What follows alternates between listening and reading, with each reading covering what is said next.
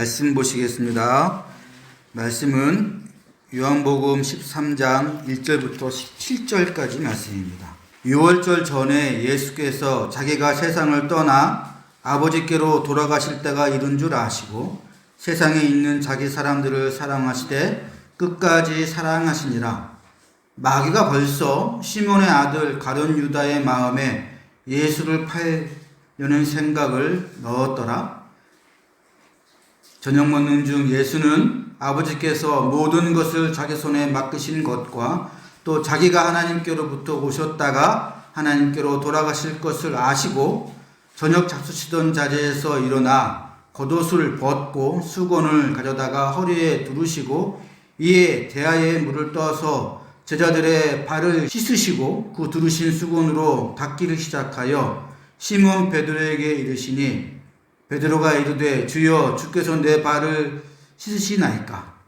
예수께서 대답하여 이르시되 내가 하는 것을 내가 지금은 알지 못하나 이후에는 알리라. 베드로가 이르되 내 발을 절대로 씻지 못하시리이다. 예수께서 대답하시되 내가 너를 씻어주지 아니하면 네가 나와 상관이 없느니라. 시몬 베드로가 이르되 주여 내 발뿐 아니라 손과 머리도 씻어주옵소서. 예수께서 이르시되 이미 목욕한 자는 발밖에 씻을 필요가 없느니라. 온몸이 깨끗하니라. 너희가 깨끗하나 다는 아니니라 하시니 이는 자기를 팔 자가 누구인지 아심이라. 그러므로 다는 깨끗하지 아니하다 하시니라. 그들의 발을 씻으신 후에 옷을 입으시고 다시 앉아 그들에게 이르시되 내가 너희에게 행한 것을 너희가 아느냐? 너희가 나를 선생이라 또는 주라 하니 너희 말이 옳도다. 내가 그러하다. 내가 주와 또는 선생이 되어 너희 발을 씻었으니 너희도 서로 발을 씻어주는 것이 옳으니라. 내가 너희에게 행한 것 같이 너희도 행하게 하려 하여 본을 보였도다. 내가 진실로 진실로 너희에게 이르노니 종이 주인보다 크지 못하고 보냄을 받은 자가 보낸 자보다 크지 못하나니 너희가 이것을 알고 행하면 복이 있으리라. 아멘. 아멘. 오늘 말씀은 유명한 말씀이죠. 예수님께서 마지막 식사 후에 제자들의 발을 씻기시는 장면입니다. 이 장면만 가지고도 큰 교훈이 있지요. 근데 이 말씀에는 첫눈에 보이는 것보다 더 많은 이야기가 숨겨져 있습니다. 일단 첫 교훈은 분명합니다. 예수님의 사랑은 끝까지 자신을 내어주면서 사랑하신다는 겁니다. 그게 1절과 13절 이후에 나오는 말씀이죠. 예수께서 자기가 세상을 떠나 아버지께로 돌아가실 때가 이른 줄 아시고 세상에 있는 자기 사람들을 사랑하시되 끝까지 사랑하시니라. 13절 이유는 우리 같이 한번 읽어볼까요? 시작. 너희가 나를 선생이라 또는 주라 하니 너희 말이 옳도다. 내가 그러하다. 내가 주와 또는 선생이 되어 너희의 발을 씻었으니 너희도 서로 발을 씻어주는 것이 옳으니라. 내가 너희에게 행한 것 같이 너희도 행하게 하려 하여 본을 보였노라. 여기까지. 하나님의 본성은 자신을 내어주는 사랑입니다. 그렇게 예수님도 똑같이 행동하시는 거예요. 그렇다면 하나님의 자녀들이라고 불리우는 우리들도 인생을 살아가면서 그렇게 섬기는 사랑으로 살아가야 제대로 살 수 있습니다. 제가 이거는 지난주에 드린 말씀이죠. 그런데 하나님이 사랑이시다. 이 이야기 때문에 어떤 사람들은 하나님이 없다라고 주장합니다. 그 사람들이 하나님이 없다라고 말하는 이유는 이런 거예요. 좋은 하나님이, 오직 그 본성이 사랑이신 하나님이 계시다면 어떻게 이 세상에 악하고 나쁜 일이 일어나는 것을 보고만 계시냐. 이렇게 얘기할 때 저 같은 목사가 어떻게 얘기합니까? 하나님이 다 좋은 뜻이 있어서 다 그렇게 하시는 거라고 제가 얘기를 하죠. 그러면 이 사람들이 하나님이 없다 그러는 사람들이 드는 예가 하나 있어요. 어떤 의사가 환자를 수술할 때 마취해서 수술할 수도 있고 마취하지 않고도 수술할 수 있는데, 만약 환자를 위하는 의사라면 마취하고 수술할 겁니다. 하지만 의사가 마취를 하지 않고 수술한다면, 아무리 그 환자의 병을 고치는 수술이라 할지라도, 의도는 좋다 할지라도 그 의사는 좋은 의사가 아닙니다. 나쁜 의사입니다. 마찬가지로 하나님이 어떤 사람을 위해서 하시는 일이 결국엔 좋은 일이라 할지라도 그 일을 하는 동안 그 사람에게는 고통과 슬픔을 준다면 그 하나님이 좋은 하나님이냐는 겁니다. 당신들은 하나님을 아버지라 부르는데 무슨 부모가 자녀가 고통 속에서 울부짖을 때 보고만 있냐는 거죠. 그래서 나쁜 의사 같은 하나님, 나쁜 부모인 하나님, 이게 말이 안 되니까 하나님이 없다라고 주장하는 겁니다. 말 되죠? 나름대로 논리가 탄탄해요. 그리고 실제로 성경에서는 하나님을 향하여 고통 때문에 부르짖어도 하나님이 응답하지 않으셨다는 말이 많이 나옵니다. 예수님도 십자가에서 그렇게 말씀하셨어요. 나의 하나님, 나의 하나님, 어찌하여 나를 버리셨나이까? 돌아가실 때 이렇게 부르짖었습니다. 그리고 이 부르짖음은 구약의 거의 모든 선지자가 똑같이 하나님께 하소연합니다. 그 중에 제일 유명한 거 제가 읽어드릴게요. 내 하나님이여, 내 하나님이여, 어찌 나를 버리셨나이까? 어찌 나를 멀리하여 돕지 아니하오며 내 신음소리를 듣지 아니하시나이까? 내 하나님이여, 내가 낮에도 부르짖고 밤에도 잠잠하지 아니하오나 응답하지 아니하시나이다. 이런 성경 구절이 많습니다, 구약에. 즉 성경은 하나님이 자주 이렇게 우리가 고통 속에서 부르짖을 때 침묵하신다고 말합니다. 그 이유가 뭔지 궁금하지 않으세요? 오늘 이 본문 말씀을 통해서 그 부분을 좀 찾아보려고 합니다. 그 이유가 뭘까요? 오늘 본문을 보면 예수님께서 제자들의 발을 씻기시며 겸손과 섬김의 사랑을 보이시는데, 그런 장면 곳곳에 이런 말들이 있습니다. 2절, 마귀가 벌써 시몬의 아들 가룟 유다의 마음에 예수를 팔려는 생각을 넣었더라. 10절에는 너희가 깨끗하나 다는 아니니라 하시니 이는 자기를 팔 자가 누구인지 아심이라. 그러므로 다는 깨끗하지 아니하다 하시니라. 이 말씀들을 보면 하나님이 사랑으로 일하시는 곳에 마귀가 악한 마음을 가지고 끼어듭니다. 이런 일은 마가복음에도 똑같이 나오는데요. 마가복음 1장, 그러니까 예수님께서 이제 처음으로 하나님 나라의 복음을 선포하시는 장면입니다. 하나님이 만왕의 왕으로 이 땅에 강림하셔서 만 백성을 구원하실 것이다 라고 예수님께서 이제 처음으로 복음을 선포하시는데, 이게 선포되는 회당에서 이런 일이 일어납니다. 마침 그들의 회당에 더러운 귀신 들린 사람이 있어 소리질러 이르되 나사렛 예수여, 우리가 당신과 무슨 상관이 있나이까? 우리를 멸하러 왔나이까? 여러분, 이건 질문이 아니에요. 예수님께 대드는 겁니다. 지금 대드는 거예요. 마귀가 지금 최초로 복음을 선포하고 있는데 그 최초의 장면부터 마귀가 어떻게 합니까? 대듭니다. 그래서 마귀는 하나님의 일이 일어나는 곳에, 하나님의 사랑과 겸손이 펼쳐지는 곳에 필사적으로 달려들어서 방해하는 겁니다. 이게 마귀의 본성이에요. 이런 경우 없으세요? 이제 예배당에 오셔서 마음을 착 가라앉히고 예배 잘 드려야지 하고 이렇게 눈을 감자마자 이상한 생각이 머릿속에 팍 떠오르지 않습니까? 예. 갑자기 눈을 감자마자 드라마 생각이 막 나고 참 희한하죠? 예. 근데 우리 생각에는 그럴 때마다, 마귀가 이렇게 방해할 때마다 하늘에서 벼락이 내려서 마귀의 방해를 쳐부수면 좋을 것 같은데 하나님은 많은 경우에 대부분 잠잠히 두고 보십니다. 오늘 본문 말씀도 그렇죠. 예수님은 가룟 유다가 자기를 파실 걸 아셨어요. 그런데도 가만 놔두십니다. 가만 놔두실 뿐만 아니라 예수님은 베드로와 요한의 발을 씻기신 것과 똑같이 가룟 유다의 발도 씻기십니다.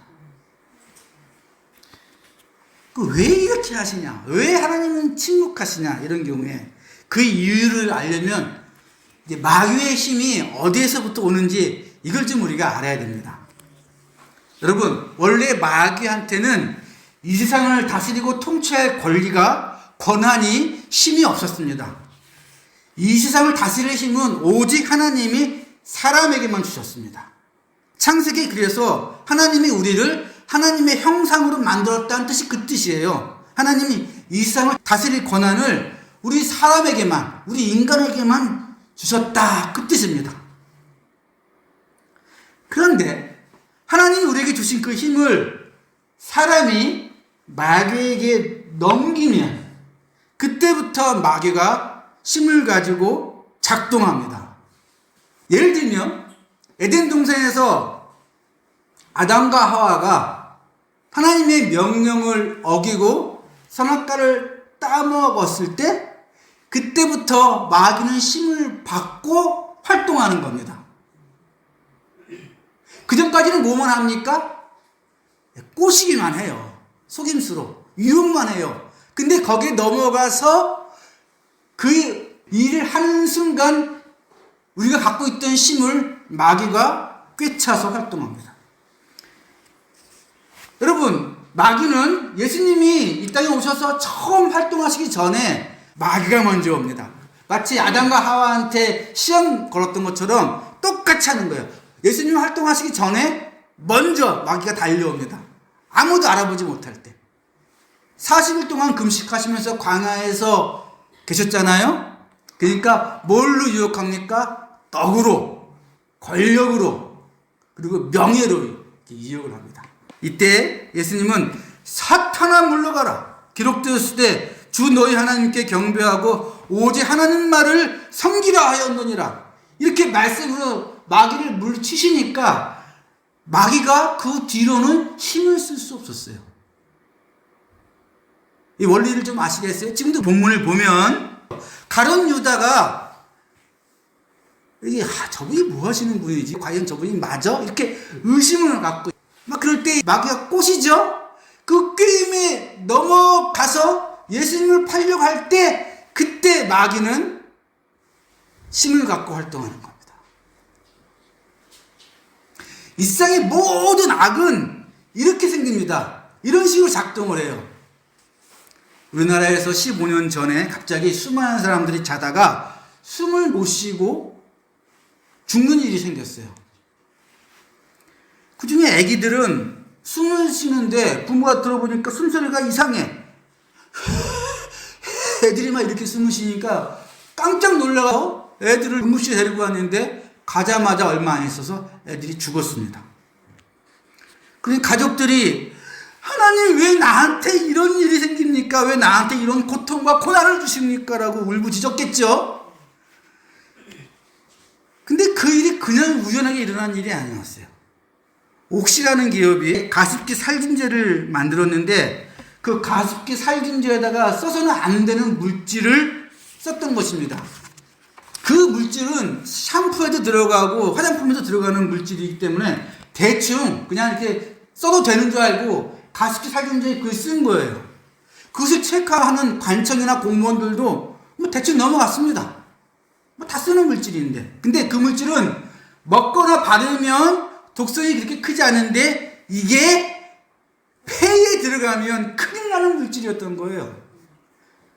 그럼 대기업인데 왜 그런 물질을 검사를 제대로 하지 않고 제품을 만들었겠습니까?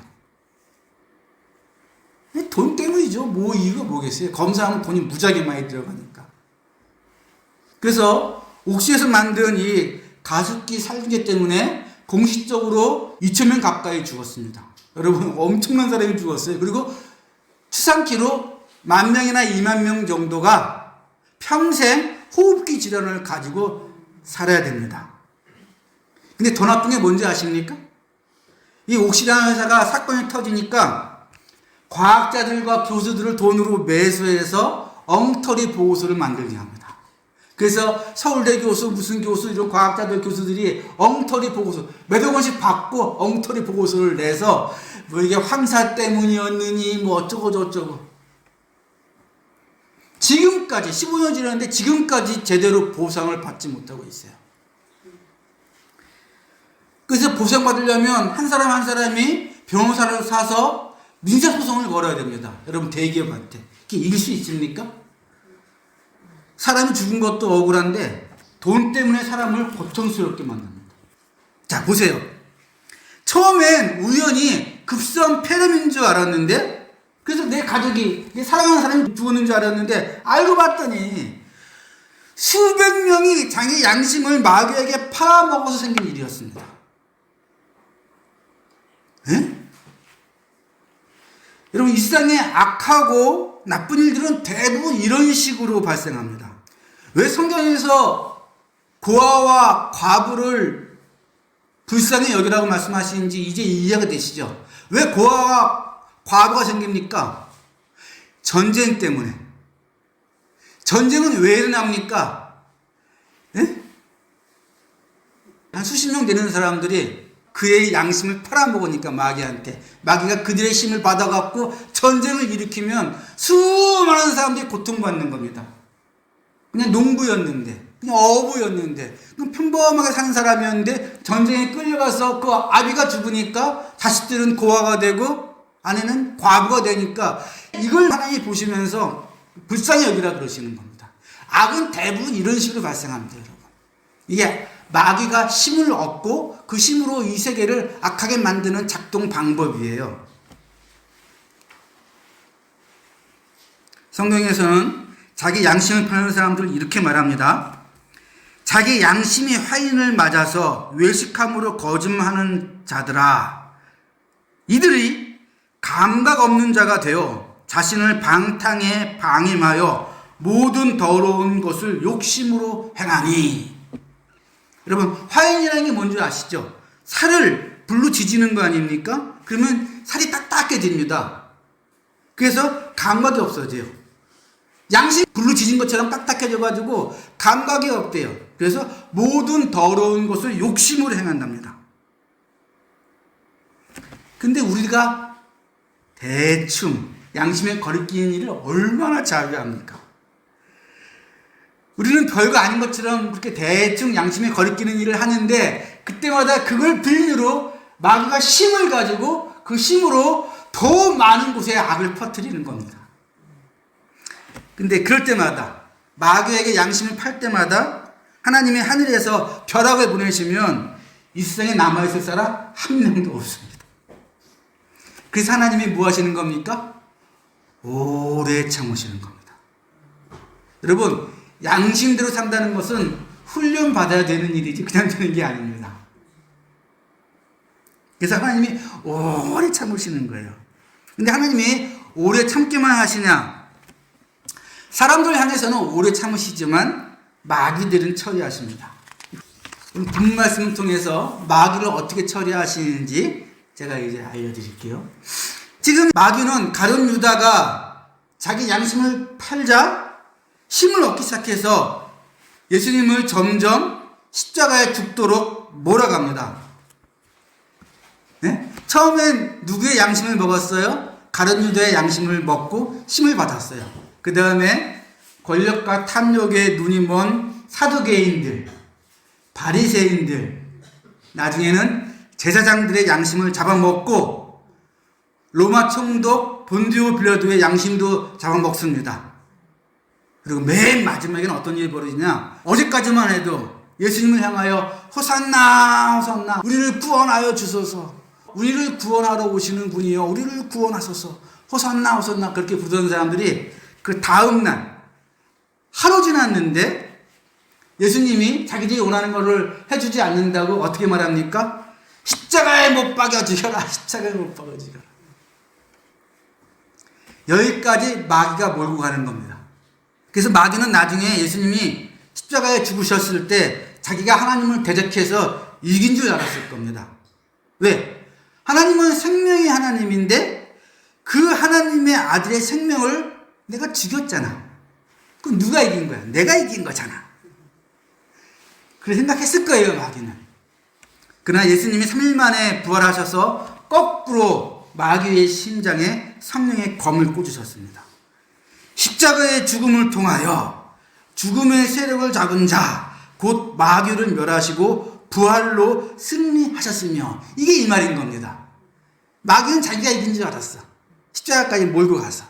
그런데 그 마지막 순간에 마귀의 심장에 칼을 꽂으신 분은 예수님이죠. 어떻게? 부활로 승리하셔서. 이게 하나님이 사람은 오래 참으시는데 마귀를 해치우시는 방법입니다. 여러분, 지난 50년 동안 우리나라를 아주 망쳐왔던, 우리나라 기독교를 망쳐왔던 5개 이단이 있어요. 첫 번째, 정명석, JMS. 네. 두 번째, 만민중앙교회, 이재로. 세 번째, 통일교. 네 번째, 신천지. 5번째, 정광훈. 이 5 이단이 그때 나타나가지고 50년 동안 우리나라를 기독교로 완전히 망쳤습니다. 그 수많은 성도들이, 특별히 목사님들이 그 사실을 아니까 하나님 좀 어떻게 좀 해주십시오. 왜 내버려 두십니까? 거기에 10만 명씩 20만 명씩 모이니까 전국에 다 지교회가 있고. 근데 하나님이 어떻게 악을 처리하시냐? 하나님이 악을 내버려 두시는 게 아니라 사실은 그 악이 전성력으로 하나님을 들이받아서 그 머리가 깨져서 스스로 박살날 때까지 기다리시는 겁니다. 네. 이게 하나님이 마귀를 없애시는 방법이에요. 마귀는 기구만장해서 내가 이기는 것 같아. 내가 더 하나님께 전성력으로 돌진합니다. 들이받으려고. 그러자 머리가 깨지고 박살나는 겁니다. 정명석하고 이재록은 감옥에서, 이재록은 죽었어요, 감옥에서. 정명석은 17년 선고받고 97세에 나온다니까 감옥에서 죽겠죠? 정광훈은 지금 감옥에 있고요. 보니까 통일교하고 신천지도 조만간 감옥 갔지 않습니까? 이런 식으로 하나님이 악을 처리하십니다. 이 원리가 우리 삶에도, 우리 개인적인 삶에도 고스란히 일어납니다. 우리가 하나님의 사랑을 본받아 겸손히 나를 내어주는 사랑을 본받아 하려고 하면, 그래서 참고 인내하고 선을 행하려고 할 때 틀림없이 마귀가 방해하고 끼어듭니다. 분명히. 처음에 마귀는 힘을 발휘하지 않아요. 어떻게 한다고요? 꼬십니다. 마귀가 가장 많이 꼬시는 방법이 뭔지 아십니까? 본전 생각나게 하는 겁니다. 이 마귀가 제일 많이 쓰는 방법, 제일 좋아하는 방법이에요.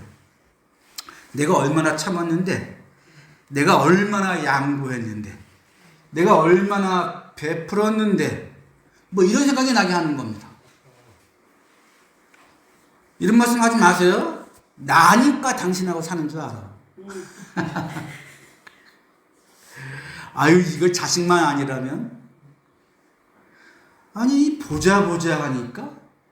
이런 말들이 다 뭡니까? 본전 생각나는 겁니다. 이게 뭐라고요? 꼬신다니까, 마귀가? 이때 성령이 말씀하세요, 양심을 통해서. 여러분, 성령은 우리 양심을 통해서 말씀하시는 겁니다. 내가 그리스도 안에서 참말을 하고 거짓말을 아니하노라. 내 양심이 성령 안에서 나와 더불어 증언하노니. 성령이 내 양심과 함께 증언한대요. 그러니까 성령의 말씀이 뭔가 궁금하시면 내 양심이 나한테 말하는 게 그 성령의 말씀인 겁니다. 그래서 마귀가 꼬실 때 이렇게 성령의 양심을 통해서 말씀하시는 때예요. 근데 이걸 무시하고 마귀의 꾀임에 넘어가면 그때부터 마귀가 힘을 가지고 활동을 합니다. 나한테 이렇게 한다고? 그래? 나 똑같이 갚아주겠어.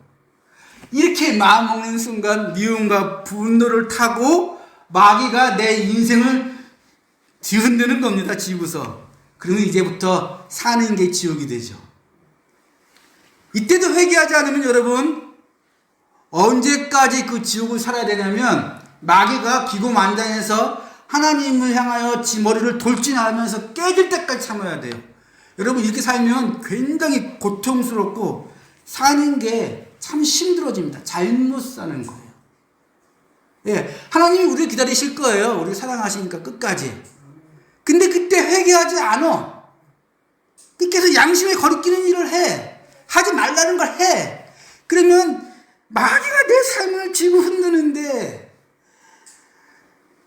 마귀는 언제 박살난다고요? 끝까지 쥐고 흔들다가 지 흥에 겨워서 하나님을 들어받을 때 그제서야 머리가 터지고 깨지거든요. 그제서야 우리가 이제 아이고 하나님하고 두 손 들고 나오는데 그렇게 살면 여러분 괴로워요. 그렇게 살지 마십시오. 그건 잘못 사는 겁니다. 마귀가 처음 꼬실 때 우리가 할 거는 하나님 말씀, 주님 말씀을 따르는 거예요. 오늘 여기 요한복음 13장부터 나오는 말씀은 바로 십자가에 달리시기 전날 밤부터 하시는 말씀이니까 유언이에요. 유언. 유언이 뭡니까?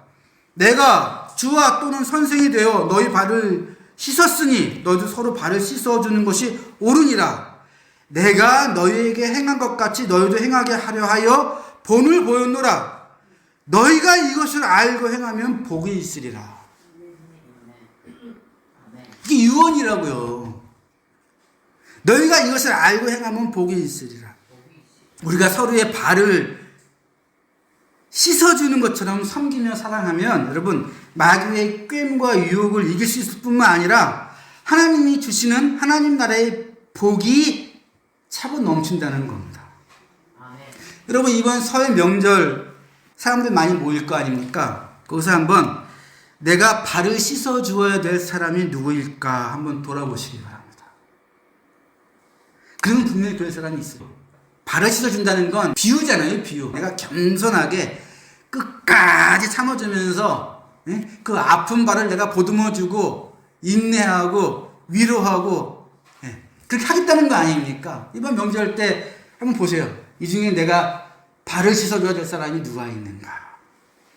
그래서 그 사람의 발을 정말 겸손한 사랑으로 씻어주신다면 하나님이 복이 임하는 승리하는 명절이 될 겁니다. 이번 설 명절 다음 주 화요일 아닙니까? 승리하시기를 주의 이름으로 간절히 축원합니다.